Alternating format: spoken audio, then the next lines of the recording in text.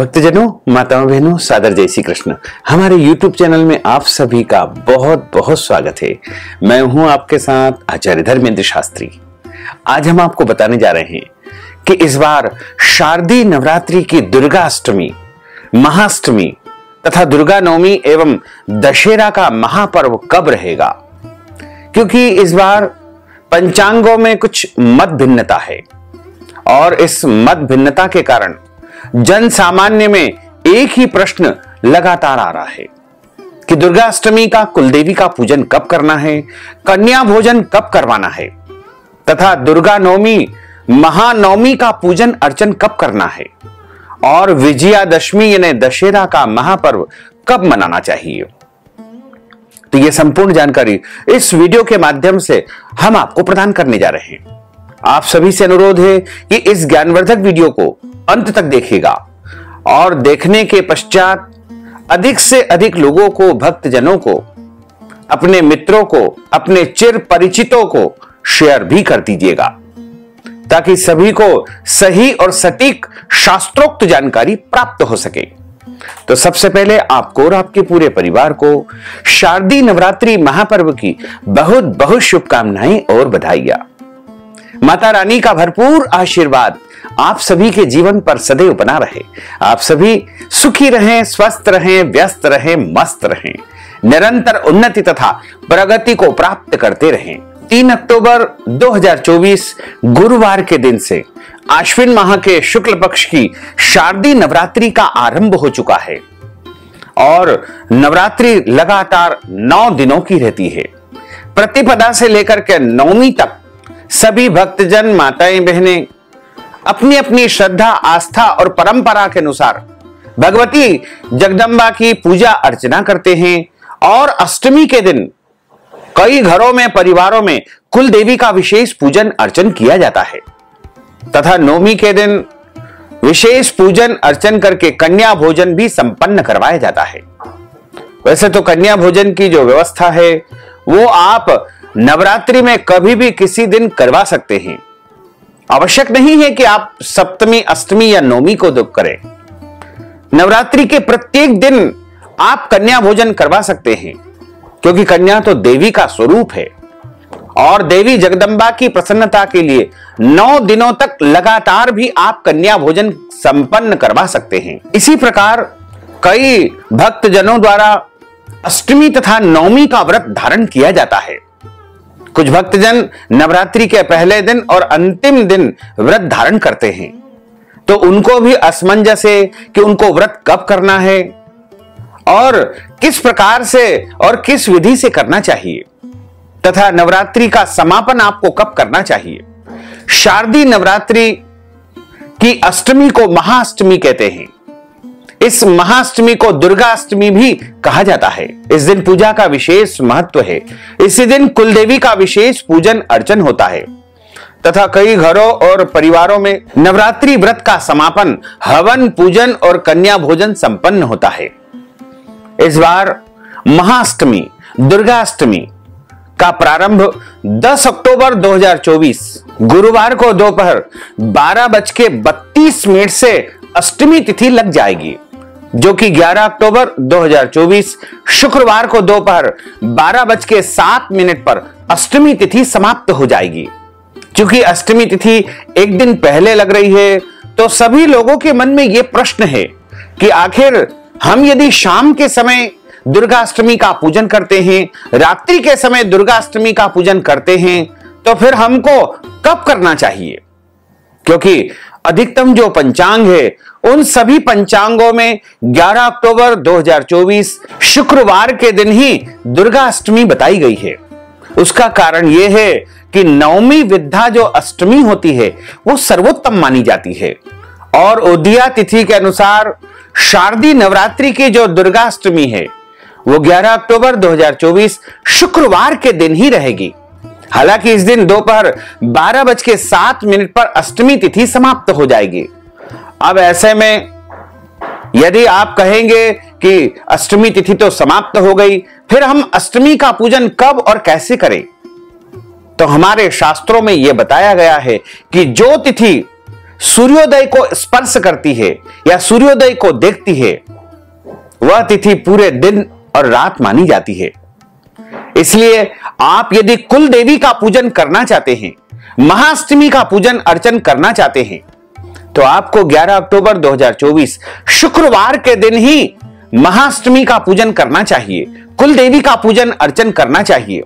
अष्टमी का हवन और अष्टमी के दिन आपके यहां जो कन्या भोजन होता है या फिर अष्टमी का यदि आप व्रत रखते हैं, तो वो सभी कार्य आपको 11 अक्टूबर 2024 शुक्रवार के दिन ही करना है, क्योंकि उदया तिथि के अनुसार नवमी विद्या जो अष्टमी है वो 11 अक्टूबर को ही रहेगी।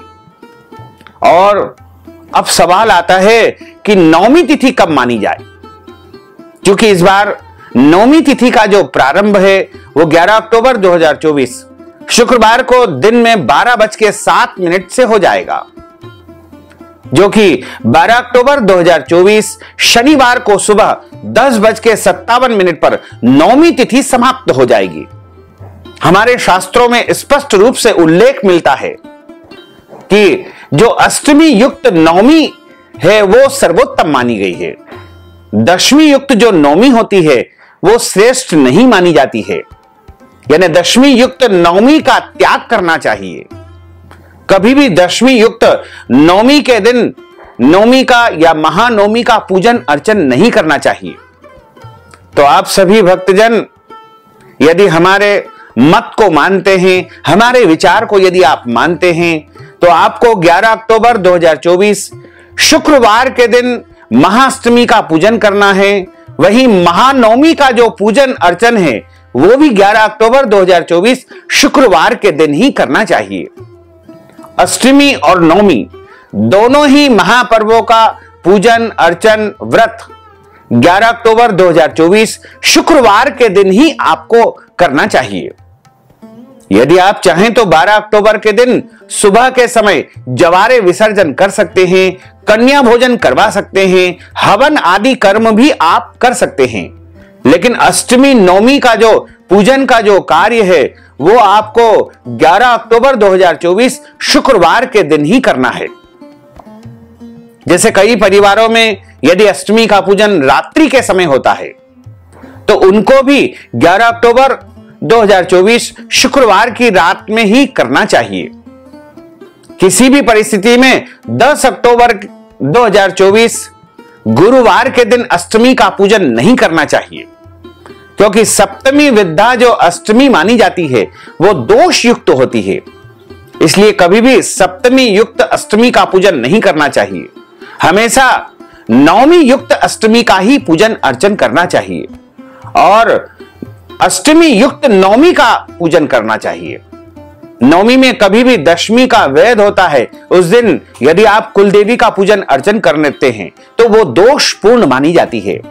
इसलिए अधिकतम पंचांगों का, अधिकतम विद्वानों का यही मत है कि 11 अक्टूबर 2024 शुक्रवार के दिन ही महाअष्टमी, दुर्गाष्टमी और महानवमी, दुर्गा नवमी का पूजन अर्चन आपको करना चाहिए। हालांकि कुछ एक पंचांगों में यह लिखा हुआ है कि 12 अक्टूबर 2024 शनिवार के दिन भी सुबह 10:37 के पहले पहले आप दुर्गा नवमी का पूजन अर्चन कर सकते हैं। लेकिन हमारे मत को यदि आप मानते हैं तो आपको 11 अक्टूबर 2024 के दिन महाअष्टमी का, महानवमी का पूजन अर्चन करना चाहिए। अब बात आती है विजयादशमी यानी दशहरे की। तो दशमी तिथि का जो प्रारंभ है वो 12 अक्टूबर 2024 शनिवार को सुबह 10:57 से हो जाएगा। अब विषय जो विजयादशमी में आता है वो सबसे बड़ा विषय है श्रवण नक्षत्र का, यानी जिस दिन श्रवण नक्षत्र दशमी तिथि के दिन हो उसी दिन विजयादशमी का महापर्व मनाना चाहिए।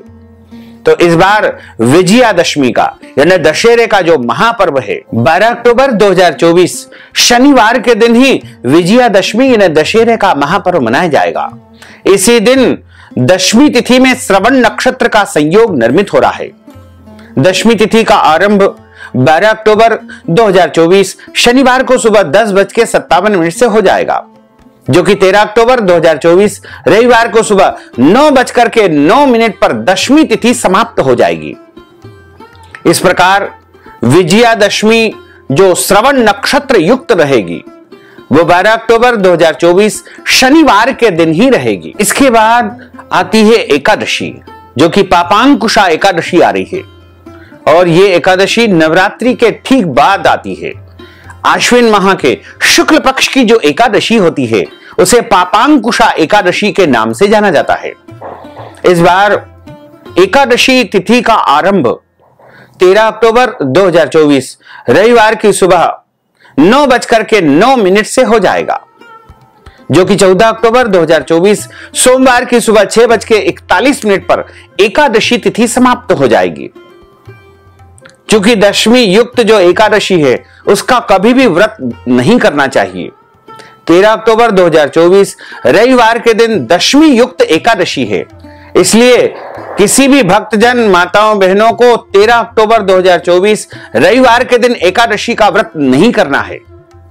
सभी भक्तजनों माताओं बहनों वैष्णव जनों को एकादशी का जो व्रत है वो 14 अक्टूबर 2024 सोमवार के दिन ही करना चाहिए। और इस व्रत का पारणा का अर्थ होता है व्रत खोलने का दिन या व्रत खोलने का समय, जो कि 15 अक्टूबर 2024 मंगलवार के दिन सुबह 6:16 से लेकर के 8:16 तक एकादशी व्रत का पारणा कर लेना चाहिए।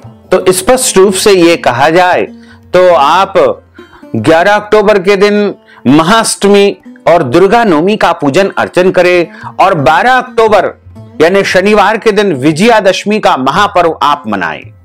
वहीं 14 अक्टूबर सोमवार के दिन आपको पापांकुशा एकादशी का व्रत धारण करना चाहिए। दुर्गा अष्टमी महाअष्टमी का जो महापर्व है वो 11 अक्टूबर 2024 शुक्रवार को है और इस दिन अभिजीत मुहूर्त का जो समय रहेगा वह मध्याह्न काल दोपहर 12 बजे से लेकर के 12:46 तक रहेगा और विजय मुहूर्त दोपहर 2:19 से लेकर के 3:05 तक रहेगा। जिन घरों में अष्टमी का व्रत पारण होता है उन घरों में देवी दुर्गा की पूजा का विधान महाअष्टमी के दिन संपन्न किया जाता है। इस दिन महास्नान के बाद मां दुर्गा का षोडशोपचार पूजन किया जाता है और उसके बाद हवन होता है। महाअष्टमी के दिन मिट्टी के 9 कलश रखे जाते हैं और देवी दुर्गा के 9 स्वरूपों की पूजा करके उनका ध्यान करके उनका आवाहन किया जाता है और वहां पर विशेष पूजा अर्चना संपन्न होती है। 9 कन्याओं का पूजन करके उनको भोजन आदि कर्म कराया जाता है और इसी तरह आप नवमी के दिन भी यह कार्य संपन्न कर सकते हैं, क्योंकि इस बार महाअष्टमी और महानवमी दोनों ही महापर्व 11 अक्टूबर 2024 शुक्रवार के दिन है और 12 अक्टूबर शनिवार के दिन विजयादशमी यानी दशहरे का महापर्व मनाया जाएगा। दुर्गाष्टमी की जो कथा है वो हमारे शास्त्रों में इस प्रकार बताई गई है। देवी पार्वती स्वरूप में महागौरी ने भगवान शिव को पति रूप में प्राप्त करने के लिए कठोर तपस्या की थी। एक बार बाबा भोलेनाथ द्वारा कहे गए किसी वचन से पार्वती जी का मन आहत हो गया और पार्वती जी तपस्या में लीन हो जाती है। इस प्रकार अनेक वर्षों तक कठोर तपस्या करने पर जब पार्वती जी नहीं आती तो पार्वती जी को खोजते हुए भगवान शंकर जी उनके पास पहुंचते हैं। वहां पहुंचकर वे पार्वती को देख करके आश्चर्यचकित हो जाते हैं। पार्वती जी का रंग अत्यंत ओजपूर्ण होता है।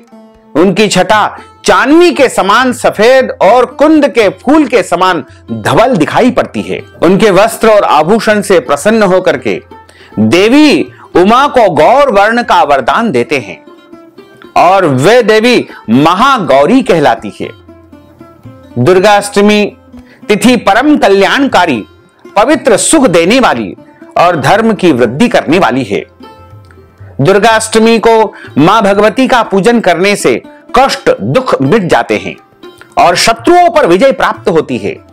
मां की शास्त्रों के अनुसार पूजा करने वाले व्यक्ति को रोगों से मुक्ति मिलती है, धन वैभव से वह संपन्न हो जाता है।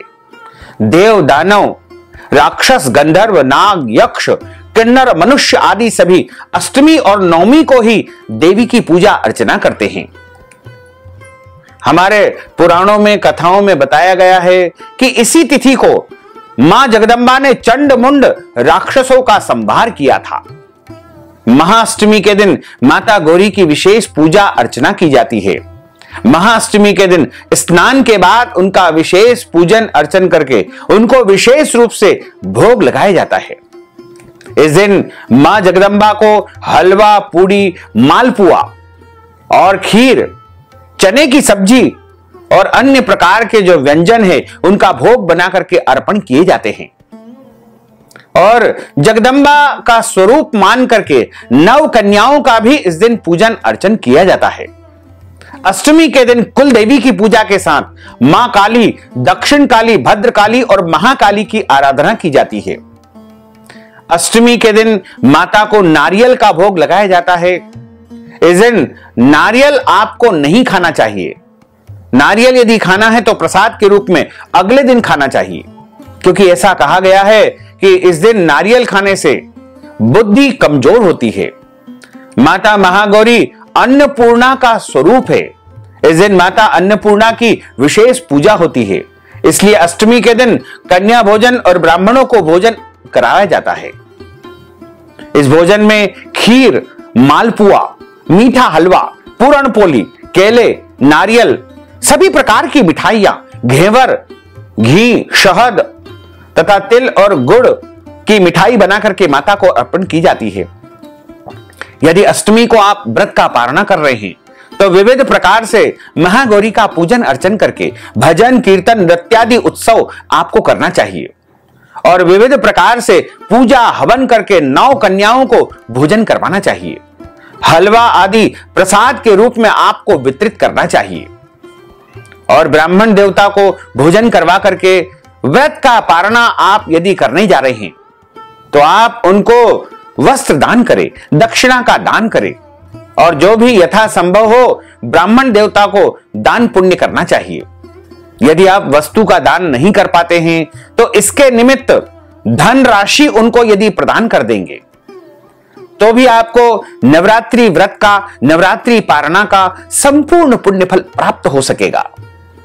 यदि आप अपने घर में स्वयं कन्या भोजन नहीं करवा पाते हैं तो किसी भी देव स्थान, मंदिर में, देवालय में, शिवालय में, आश्रम में कन्या भोजन करके, कन्या भोजन करवा करके कन्या भोज का संपूर्ण पुण्य प्राप्त कर सकते हैं।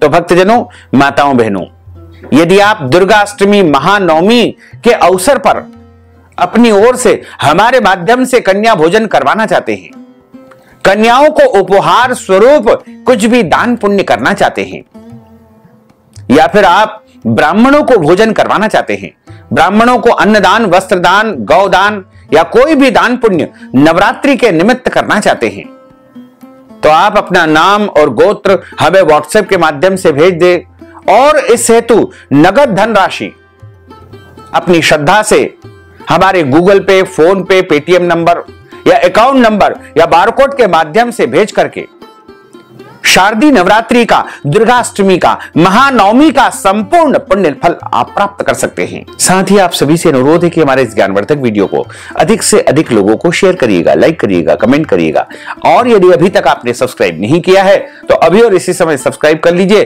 ताकि इसी प्रकार की ज्ञानवर्धक वीडियो आपको सबसे पहले प्राप्त हो सके। आपको और आपके पूरे परिवार को सादर जय श्री कृष्ण, सादर धन्यवाद।